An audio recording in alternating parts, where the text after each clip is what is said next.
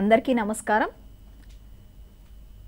Telangana state teacher eligibility test ఉపాధ్యాయ అర్హత పరీక్షకు సంబంధించి పేపర్ 2 తెలుగు విభాగంలో మనం ఈరోజు ప్రక్రియల గురించి తెలుసుకుందాం.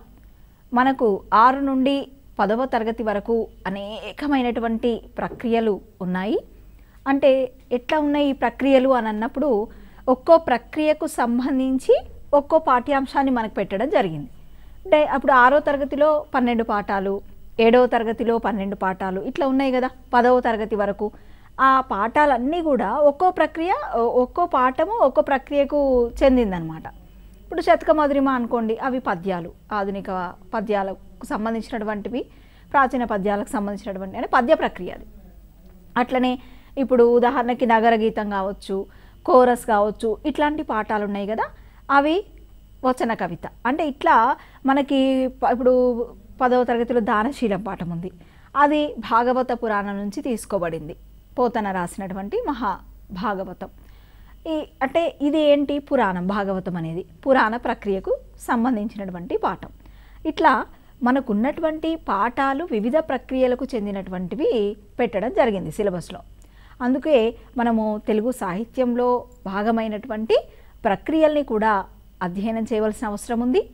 అయితే తెలుగు సాహిత్య విద్యార్థులు చదివే అంత డెప్త్గా ప్రక్రియలను అధ్యయనం చేయడం కొంచెం కష్టమేమో, కానీ మనకు పాఠ్యపుస్తకాలలో ఉన్నటువంటి ప్రక్రియలకు సంబంధించి వివరణలు ఏవైతే ఉన్నాయో, అంటే మీరు పాఠాన్ని చూస్తే చదవండి, ఆలోచించి చెప్పండి, పాఠం ఉద్దేశం, నేపథ్యం, పాఠ్యభాగ వివరాలు, ఆ తర్వాత కవి పరిచయం, ఇట్లా ఉంటుంది ఆర్డర్. అందులో పాఠ్యభాగ వివరాలు ఏవైతే ఉన్నాయో అక్కడ ప్రక్రియ గురించి ఉంటుంది. అవి మీరు ఎట్టి పరిస్థితిలో వదిలిపెట్టొద్దు. ప్రక్రియ గురించి ఖచ్చితంగా మీరు చదవాలి. అంటే ఆ పాఠం ఏ ప్రక్రియకు చెందిందో అక్కడ వివరణ ఇస్తారు కదా. ఆ వచన కవిత అయితే వచన కవిత, పురాణం అయితే పురాణం, ఏదైతే అది పర్ఫెక్ట్గా, మీరు కథ అయితే కథ, అది పర్ఫెక్ట్గా కనుక ఆ లైన్స్ మాత్రం అసలు వదిలిపెట్టొద్దు. బిట్ రావటానికి ఎక్కువ అవకాశం ఉంటుందన్నమాట. దానికి తోడుగా, అంటే అదేనా అంతవరకు సరిపోతుందా అంటే దానికి తోడుగా ఇంకొంత అధ్యయనం చేసినప్పుడు అసలు బిట్టు మనం నష్టపోకుండా ఉండొచ్చు. ఆ మార్గంలో మనము పయనిద్దాం. సాధ్యమైనంత వరకు ప్రక్రియ గురించి ఎక్కువ సమాచారాన్ని అధ్యయనం చేసేటువంటి పరిస్థితిని చూద్దాం.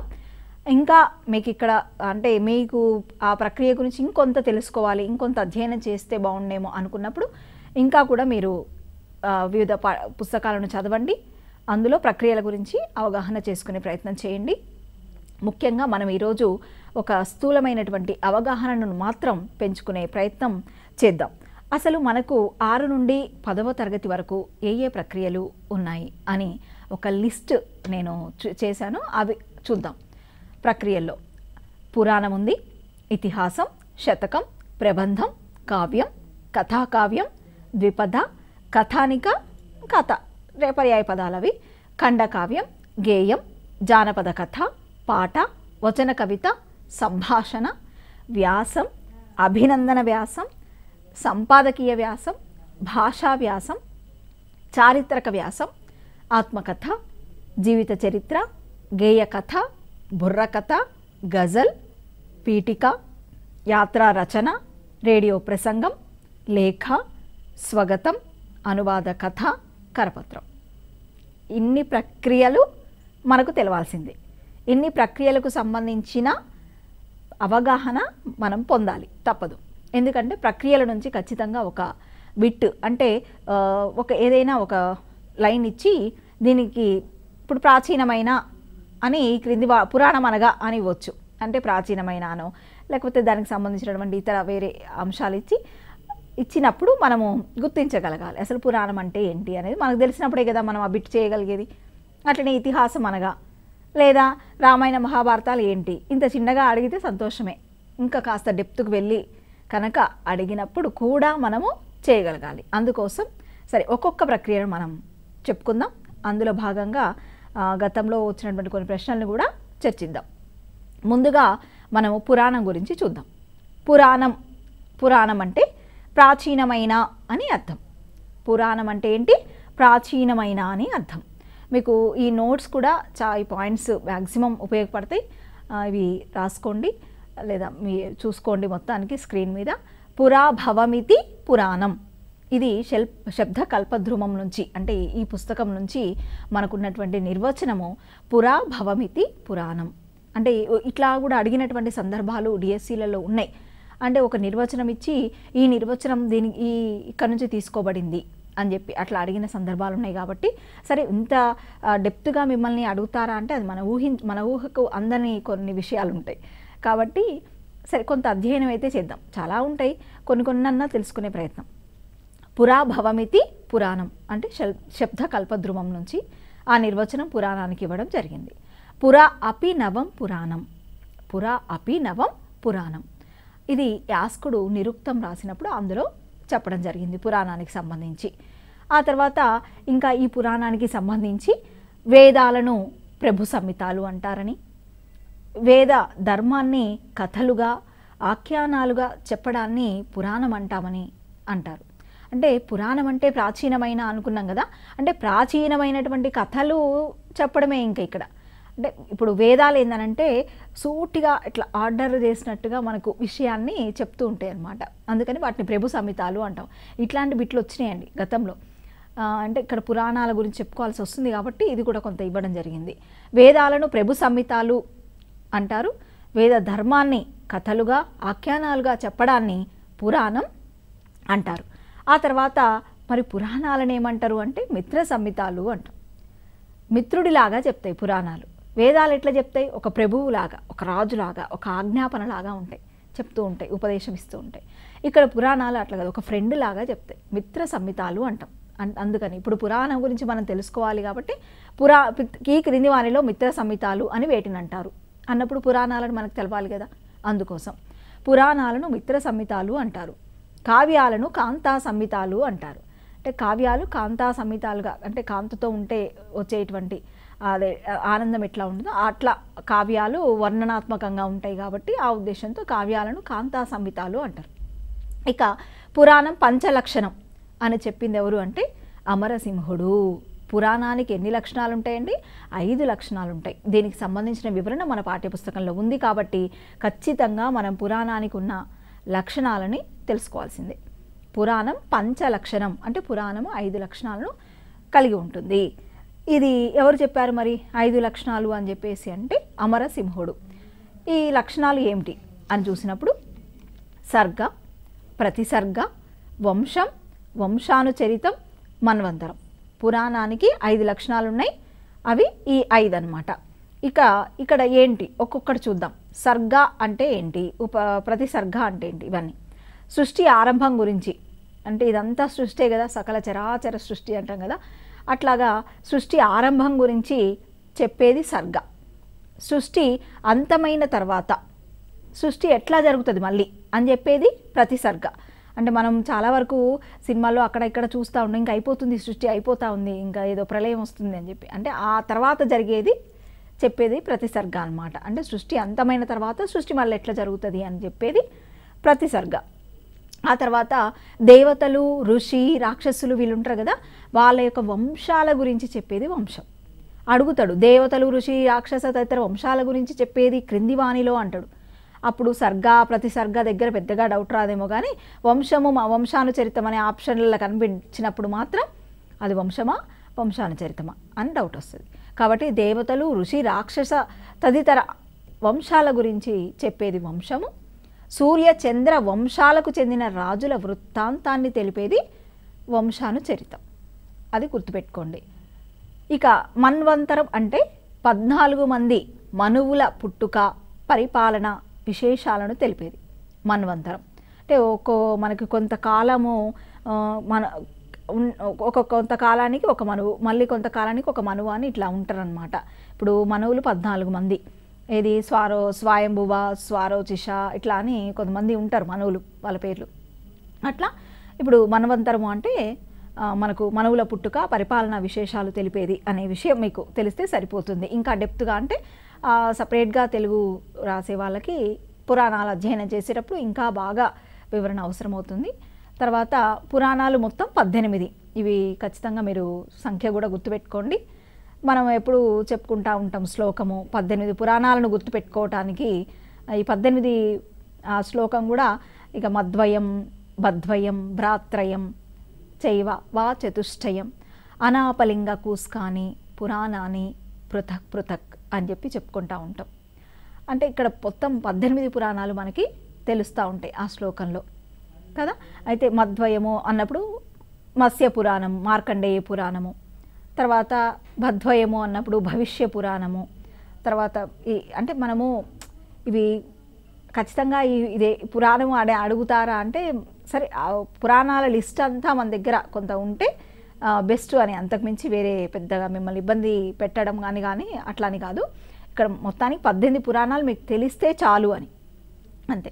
అట్లా సరే మరి ఈ పురాణాలు మరి 18 పురాణాలను రచించినది ఎవరు అని అన్నప్పుడు వేద వ్యాసుడు. 18 పురాణాలను రచించింది వేదవ్యాసుడు. 18 పురాణాలు మనం ఆ శ్లోకం ద్వారా గుర్తుపెట్టుకోవచ్చు. నేను ఆ 18 పురాణాలను కూడా మీకు గత క్లాస్లో ఒకసారి చెప్పాను. తర్వాత భ్రత్రయం అంటే బ్రహ్మాండ, బ్రహ్మవైవర్త పురాణం అని. తర్వాత వాచతుష్టం అంటే వాయు, వరాహ, వామన ఇవన్నీ చెప్పాను నేను. తర్వాత చూడండి సరే ఈ పురాణాలను పక్కకు పెడితే ఇక ప్రధానంగా మీకు గుర్తుంచుకోవాల్సిన అంశాలు తెలుగులో తొలి పురాణం బసవ పురాణం. దీన్ని రాసింది పాల్కురికి సోమన. తెలుగులో తొలి పురాణం బసవ పురాణం రాసిన వారు పాల్కురికి సోమన. ఎందుకంటే పాల్కురికి సోమనకు సంబంధించి మళ్ళీ మన కవుల్లో కూడా అధ్యయనం చేస్తాము. ఇక్కడ ఇది ప్రధానంగా గుర్తుపెట్టుకోండి. సంస్కృతంలో నుంచి అనువదించబడిన తొలి తెలుగు పురాణం, సంస్కృతం నుంచి అనువదించబడిన తొలి తెలుగు పురాణం మార్కండేయ పురాణం. దీనికి కర్త మారణ, అదొకటి. ఇవన్నీ కూడా అంటే ఇవి థియరీ పార్టే కాబట్టి తప్పకుండా చదవాల్సిందే. ఇంకా తెలుగులో తొలి తెలుగు మహాపురాణం అన్నప్పుడు భాగవతం. తెలుగులో తొలి తెలుగు మహాపురాణం భాగవతం. మళ్ళీ భాగవతాన్ని రాసింది అంటే ఇప్పుడు భాగవతం అనేది ఒక పురాణంగా చూసినప్పుడు 18 పురాణాలను రాసింది వేదవ్యాసుడు. కానీ మళ్ళీ ఒక్కో పురాణము తెలుగులోకి అనువదించబడింది. పురాణాలను చాలా భాషల్లోకి అనువదించుకోవడం జరిగింది. అట్లా మన తెలుగులోకి కూడా ఒక్కొక్క కర్త ఉంటారు కదా తెలుగులోకి అనువదించినప్పుడు. అట్లా ఇక్కడ భాగవతము అనేటువంటి పురాణాన్ని అనువదించిన కవి పోతన. తర్వాత పాల్కురికి సోమన, మారణ, పోతన వీళ్ళ ముగ్గురిని మనం ఏమంటామంటే పురాణ కవిత్రయం అని పిలుస్తారు. పురాణ కవిత్రయం అంటే గుర్తుపెట్టుకోండి. పాల్కురికి సోమన, మారణ, పోతన. తర్వాత 10వ తరగతిలో మనకి దానశీలం పాఠం మొదటి పాఠం ఉంటుంది. ఆ పాఠము శ్రీ మహాభాగవతం నుంచే తీసుకోబడింది. శ్రీ మహాభాగవతం నుంచి అందులో అంటే ఒక స్కంధం ఉంటుంది, ఆ స్కంధం నుంచి దీన్ని తీసుకోవడం జరిగింది. అంటే వామన చరిత్ర నుంచి అట్లా. అంటే మీకు ఆ ప్రక్రియ తెలవాలి. అక్కడ దానశీలం అనేది మహాభాగవతం అనే పురాణ ప్రక్రియకు చెందినది అనేది తెలవాలి. అట్లా మీరు ఏ పాఠాన్ని చూసినా నేను ఇప్పుడు ప్రక్రియలు చెప్పేటప్పుడు ఆ పాఠము చదివినప్పుడు కొంత మీకు గుర్తుకొచ్చే అవకాశం ఉంటుంది. తర్వాత ఇతిహాసం. ఇతిహాసం అంటే ఇతి ప్లస్ హా ప్లస్ ఆసం. ఇతిహాసం ఇతి ప్లస్ హా ప్లస్ ఆసం అంటాం. అంటే ఈ విధంగా జరిగింది అని అర్థం. ఇతిహాసం అంటే ఈ విధంగా జరిగింది అని అర్థం. ఎలాంటి సంశయం లేకుండా నిజంగా ఇట్లా ఉంది, ఇట్లా జరిగింది అని ఇప్పుడు చెప్పడం అనమాట. ఇక్కడ అట్లా ఎట్లా ఏది చెప్తుంది అంటే మధ్యలో ఉన్న హా చెప్తుంది. అంటే ఇట్లాగే జరిగింది అని రూఢి చేయటం హా అనే అక్షరం ద్వారా అర్థమవుతుంది అనమాట.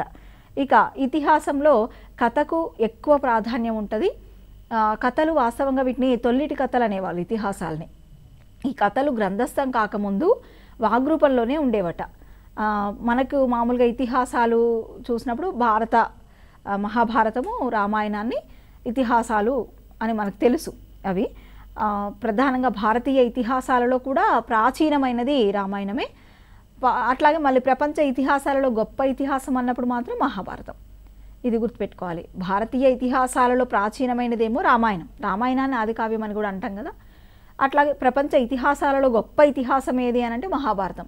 అందుకే మహాభారతాన్ని అంటాం కదా, తింటే గారెలు తినాలి, వింటే మహాభారతం వినాలి. అంటే అంత గొప్ప ఇది మహాభారతం. ఇక మహాభారతానికి ఇంకో పేర్లు కూడా ఉన్నాయండి. ఇట్లా కూడా అడిగినటువంటి గ్రూప్స్లో కూడా అడిగినటువంటి సందర్భాలు ఉన్నాయి. జయ సంహిత, పంచమ వేదం. మహాభారతానికి గల ఇంకో పేరు క్రింది వానిలో అని అడగొచ్చు అట్లా. కాబట్టి మనకి ఇతిహాసానికి సంబంధించినటువంటి పాఠాలు ఉన్నాయి కాబట్టి మనం ఇది గుర్తుపెట్టుకోవాలి. జయ సంహిత, పంచమ వేదం అని మారుపేర్లు మహాభారతానికి ఉన్నాయి. ఇక రామాయణానికి సంబంధించి కొన్ని విషయాలు చూస్తే, రామాయణంలో మనకి కాండలు, మీరు ఉపవాచకం కూడా ఒకసారి చదవాలి, 10వ తరగతిలో మనకి ఉపవాచకంగా రామాయణం ఉంటుంది. రామాయణంలోని కాండల సంఖ్య 7. మరి అక్కడ 6 కాండలే ఉన్నాయి కదా అని మళ్ళీ కన్ఫ్యూజ్ కావద్దు.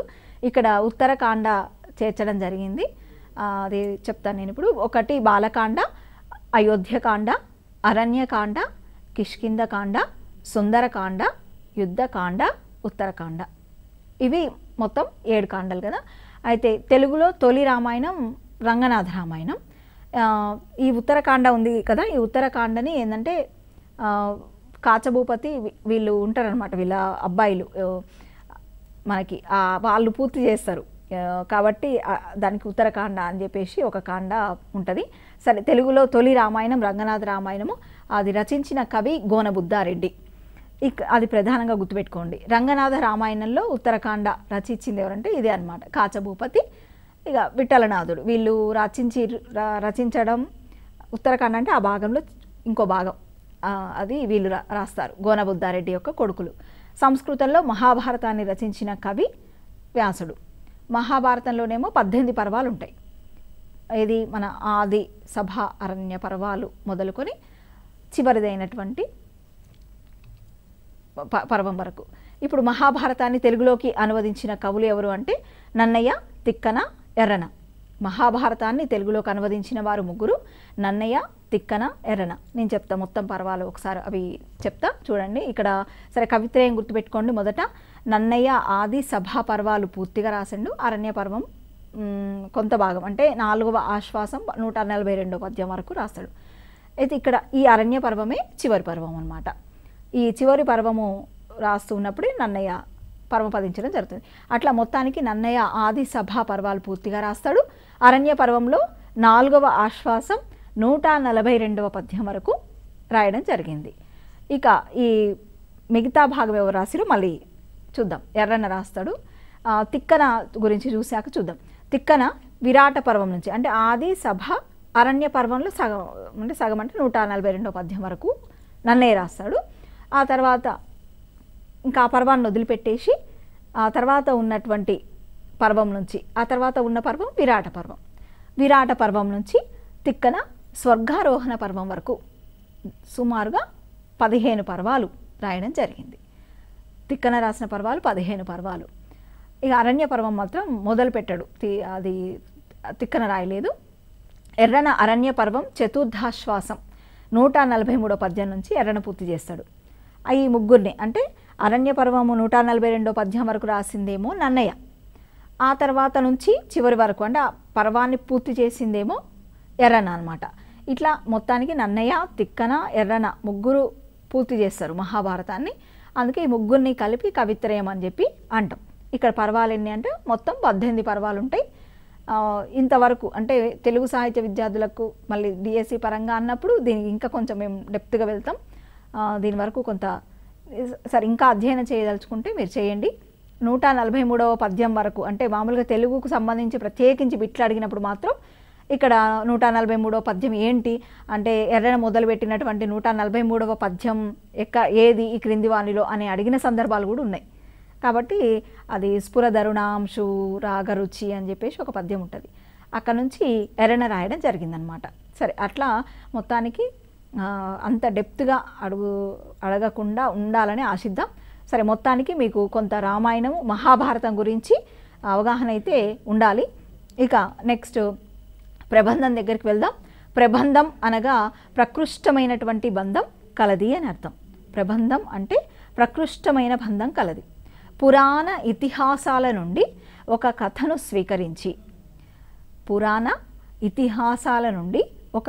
స్వీకరించి దానిని వర్ణనలతో రచించే విశిష్ట కావ్య ప్రక్రియ ప్రబంధం. ప్రబంధం అనగానే వర్ణన గుర్తు రావాలి, వర్ణనాత్మకంగా ఉండే ప్రక్రియ ప్రబంధం. అట్లా వర్ణనాత్మకంగా రాసే కావ్య ప్రక్రియ అని గుర్తుపెట్టుకోండి. అట్లా కూడా బిట్లు వచ్చిన సందర్భాలు ఉన్నాయి. వర్ణనకు సంబంధించిన ప్రక్రియ లేదా ఇది వర్ణనాత్మక ప్రక్రియ అని చెప్పేసి అడిగినటువంటి సందర్భాలు. ప్రబంధం వర్ణన ప్రధానమైనది. ఇందులో ఎన్ని వర్ణనలు ఉంటాయంటే 18 రకాల వర్ణనలు ఉంటాయి. ప్రబంధ యుగ పోషకులు శ్రీకృష్ణదేవరాయలు అంటాం. ఈయన అష్టదిగ్గజ కవులను పోషించిండు. అష్టదిగ్గజ కవులు మీకు చాలా రకాల పుస్తకాలు మీరు చదివే ఉంటారు, కొన్ని సినిమాలు కూడా వచ్చినాయి ఇట్లాంటివి. కాబట్టి అష్టదిగ్గజ కవులను పోషించినటువంటి రాజు ఎవరు అంటే శ్రీకృష్ణదేవరాయలు. నన్నెచోడుడు తాను రచించినటువంటి కుమార సంభవము ఏదైతే గ్రంథం ఉందో దాంట్లో మొట్టమొదట ఆయన ప్రబంధం అనే పదాన్ని ఉపయోగించిండు. ప్రబంధం అనే పదాన్ని మొదట ఉపయోగించింది ఎవరు అంటే నన్నెచోడుడు. ఇది ఒకటి గుర్తుపెట్టుకోండి. ఇక తెలుగులో రాసిన తొలి ప్రబంధం మనుచరిత్ర. తెలుగు సాహిత్యంలో రాసిన తొలి ప్రబంధం మనుచరిత్ర. అది రచించిన వారు అల్లసాని పెద్దన. గతంలో మనకి మనుచరిత్రకు సంబంధించినటువంటి పాఠ్యాంశాలు కూడా ఉండేవి. సరే, ఇప్పుడు లేవు కాబట్టి మామూలుగా మనకు ప్రబంధం అని తెలిస్తే చాలు. మనుచరిత్ర, స్వాలోచిష మను సంభవం అని కూడా అంటాం దాన్ని. సరే, మొత్తానికి అది ఒక ప్రబంధం. అల్లసాని పెద్దన ఒక అష్టదిగ్గజ కవుల్లో ఒక కవి, శ్రీకృష్ణదేవరాయల ఆస్థానంలోని వాడు. ఇక అట్లాగే నంది తిమ్మన, పారిజాతాపహరణము, శ్రీకృష్ణదేవరాయలు కూడా రాసినటువంటి ఆముక్త మాల్యద, రాజశేఖర చరిత్ర రాసిన మాదయ్య గారి మల్లన, తర్వాత కళాపూర్ణోదయం పింగళి సూరణ రాస్తాడు, రామరాజభూషణుడు వసు చరిత్ర, తర్వాత తెనాలి రామకృష్ణుడు పాండురంగ మాహాత్మ్యము, తర్వాత చేముకూర వెంకట కవి విజయ విలాసం. ఇవన్నీ కూడా ప్రబంధాలే. అందుకోసం ప్రబంధాలకు ఉదాహరణలుగా ఈ గ్రంథాలు, ఆ గ్రంథకర్తల పేరు కూడా కొంతవరకు గుర్తుపెట్టుకోండి. ప్రధానంగా మీకు ప్రబంధానికి సంబంధించి వర్ణనాత్మకమైనటువంటి కావ్య ప్రక్రియ. ఆ ప్రబంధం అనేటువంటి పదం మొదట నన్నెచోరుడు వాడతాడు కుమార సంభవంలో. ఇట్లాంటి శ్రీకృష్ణదేవరాయల కాలాన్ని మనం ప్రబంధ యుగంగా పిలుస్తూ ఉంటారు. ఇవన్నీ కొంత నేర్చుకోండి. తర్వాత మనకున్న అంటే కొన్ని పాఠాలు కూడా సరే, అవి 9వ తరగతిలో ధర్మార్జునులు చేమకూర వెంకట కవి రాస్తాడు కదా, అది విజయ విలాసం. అక్కడి నుంచే మీకు తీసుకొని ఆ పాఠం ఒక భాగాన్ని పెట్టడం జరిగింది. కాబట్టి తర్వాత శతకం. ఈ శతకం మనకి ప్రత్యేకంగా కూడా ఇవ్వడం జరిగింది సిలబస్లో. శతకము అంటే 100 పద్యాలు గల రచన అని అర్థం. అయితే 100 కంటే ఎక్కువ కూడా ఒక్కోసారి కనిపిస్తూ ఉంటాయి. సరే, ప్రధానంగా అట్లా కనిపించిన 100 అయితే ఉన్నాయనుకోండి, అది శతకం. 100 పద్యాలు గల రచన అన్నప్పుడు శతకం అనేది గుర్తుపెట్టుకోండి. దీనికి లక్షణాలు కొన్ని ఉంటాయి. అందులో ప్రధానంగా మనం చూసినప్పుడు సంఖ్యా నియమము, మకుట నియమము, ఆత్మాశ్రయత్వము, ఇట్లాంటి కొన్ని, తర్వాత చందో నియమము, ఇట్లాంటి లక్షణాలు కనిపిస్తూ ఉంటాయి. అవి కూడా గుర్తుపెట్టుకోవాలి. ఎందుకంటే ఏదైనా ఒక లక్షణము కానిది ఇచ్చి ఈ క్రింది వానిలో శతక లక్షణం కానిది అని అడగొచ్చు, అట్లా అనమాట. లేదా జతపరచడంలో కొన్ని లక్షణాలు ఇచ్చి ఇవి ఏ ప్రక్రియకు సంబంధించి ఒక ప్రక్రియని ఇచ్చి అట్లా, అంటే ఒక సైడు శతకం ఇచ్చి 100 పద్యాలు గల రచన, ప్రబంధం ఇచ్చి వర్ణనాత్మకమైనది, ఇట్లా కొన్ని ఒక సైడు జతపరచడం లాగా కూడా అంటే ప్రక్రియలకు సంబంధించినటువంటి అడిగే అవకాశము ఎక్కువ ఉంటుంది. కాబట్టి ప్రతి ప్రక్రియ గురించి కొంత అవగాహన ఏర్పరచుకొని ఉన్నప్పుడే అవి కూడా చేయగలుగుతాం. సరే, ఇక్కడ సంఖ్యా నియమము అన్నప్పుడు 100 పద్యాలు ఖచ్చితంగా ఉండాలనేది మనకు తెలుసు. అయితే 100 అదొకటి చూసుకోండి. అది 100 పద్యాలను రచించాలి, అది నియమం. కాకపోతే ఒక్కోసారి 108, 116, 300, 500 ఇట్లా కూడా ఉండడం జరుగుతుంది. సరే, వీటికి కూడా కొన్ని పేర్లు త్రిశతి అని, తర్వాత అష్టోత్తర శతి అని, ఇట్లా రకరకాలుగా సహస్రం అని చెప్పేసి ఇవన్నీ ఉన్నాయి. సరే, మొత్తానికి ఇవి గుర్తుపెట్టుకోండి. ఇట్లా కూడా ఉండొచ్చు శతకంలో. సంఖ్యా నియమము అంటే 108, 116, 300 ఇట్లా ఉండొచ్చు అనమాట. ఇక మకుట నియమము. మకుటము అంటే కిరీటం అని అర్థం. మకుటం అంటే కిరీటం, అంటే శతకానికి ఖచ్చితంగా మకుటం ఉంటుంది. ఇప్పుడు ఉదాహరణకు మనం ఏ పద్యం చూసినా కానీ, ఇప్పుడు ఉప్పు కప్పురము కావచ్చు, మేడి పండు చూడ మేలిమయ్యుండు, పొట్ట విప్పి చూడ పురుగులుండు, పిరికి వాణి మదిన బింక మీలాగుర విశ్వదాభిరామ వినురవేమ అంటాం. అంటే ఆ పాదం కింద ఉన్నటువంటి 4వ లైన్లో 4వ లైన్ అనేది ఇక్కడ పాదం మకుటంగా కనిపిస్తుంది. ఇక్కడ మకుటము అంటే పద్యానికి, అంటే రాజుకు కిరీటం ఎంత ముఖ్యమో మకుటం అంత ముఖ్యం పద్యానికి, శతక పద్యానికి, అదనమాట. అట్లా ఇక్కడ శతక పద్యాల ఆవృత్తి అయ్యే భాగాన్ని మకుటం అంటారు. అది గుర్తుపెట్టుకోండి. అంటే ఇప్పుడు 100 పద్యాలు ఉన్నాయనుకోండి, సపోజ్ వేమన శతకం తీసుకుంటే, ఆ 100 పద్యాల్లో కూడా విశ్వదాభిరామ వినురవేమ అనేది మనకి కనిపిస్తూ ఉంటుంది. అట్లాగే సుమతి శతకం తీసుకున్నాం అనుకోండి, దాంట్లో కూడా మనకి ఒక పదం మకుటంగా కనిపిస్తుంది, సుమతి అని చెప్పి. భాస్కర శతకం తీసుకున్నప్పుడు భాస్కర కనిపిస్తుంది. ఇట్లా మకుటాలను కూడా చూసినప్పుడు మనకి మళ్ళీ దీంట్లో కూడా రకాలు అంటే కనిపిస్తాయి, అంటే వివిధ విధాలుగా కనిపిస్తుంది మకుటం. ఏకపద మకుటం. ఏకపద మకుటం అన్నప్పుడు సుమతి భాస్కర ఇట్లాంటి శతకాలు. ఏకపాద మకుటం అంటాం. ఏకపాద మకుటం అన్నప్పుడు వేమన, విశ్వదాభిరామ, వినురవేమ అంటాం కదా, అట్లా అర్ధపాద మకుటం ఉంటాయి. దాశరథి కరుణాపయోనిధి అని చెప్పేసి ద్విపాద మకుటాలు ఉంటాయి. ఏది మన కాసుల పురుషోత్తమ కవి రాసిన ఆంధ్రనాయక శతకం లాంటి, అందులో 2 పాదాలు మనకి కనిపిస్తూ ఉంటాయి.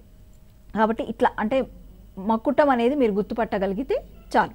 ఛందో నియమము, మకుటం ఉన్నటువంటి ఛందస్సులోనే శతకం ఉంటుందన్నమాట. అంటే ఒక పద్యము మొదట కవి, శతక కవి ఏ ఛందస్సులో అయితే రాస్తాడో వారు రాసేటువంటి మిగతా 199 పద్యాలు కూడా అదే ఛందస్సులో సాగుతాయి అన్నమాట. కాబట్టి ఉత్పలమాల అయితే ఉత్పలమాల, సుమతి కంద అయితే కంద, అట్లా మొత్తానికి అదే విధమైనటువంటి కోవలో అదే ఛందస్సులో సాగుతాయి. కాబట్టి ఛందో నియమం ఖచ్చితంగా ఉంటుంది అని చెప్తాం. ఇక్కడ ముక్తక నియమము, అది ఛందో నియమం. సరే ఉదాహరణకు సరే ఛందో నియమానికి సుమతి శతకం తీసుకుంటే అన్ని కంద పద్యాలు కనిపిస్తాయి. వేమన శతకం తీసుకుంటే ఆట వెలది కనిపిస్తాయి. దాశరథి శతకం తీసుకుంటే ఉత్పల చంపకమాలలు కనిపిస్తాయి మనకి. ఇట్లా అన్నమాట. అంటే ఒక్కో శతకం ఒక్కో రకమైనటువంటి ఛందస్సులో కవులు రాయటం జరుగుతుంది. అది ఓకే. నెక్స్ట్ ముక్తక నియమం. శతకంలోని పద్యాలు ముక్తకాలుగా ఉంటాయి. శతకంలోని పద్యాలు ముక్తకాలుగా అంటే ముక్తకం అంటే ఇక్కడ దేనికదే అనమాట. ఇక అంటే ఆ ఉపదేశించే నీతి ఏదైతే ఉంటుందో ఒక పద్యము, ఆ పద్యానికి ఆ భావం అంతవరకే అనమాట. ఇంకా నెక్స్ట్ పద్యం మళ్ళీ వేరే భావంతో మనకు కనిపిస్తుంది. అంటే ఒక పద్యానికి మరొక పద్యానికి సంబంధం ఉండదు, స్వతంత్రంగా ప్రతి పద్యం కూడా ఉంటుంది. అది ముక్తక నియమం. తర్వాత ఆత్మాశ్రయత్వం. సాధారణంగా శతకాలు ఆత్మాశ్రయ ధోరణిలో ఉంటాయి అన్నమాట.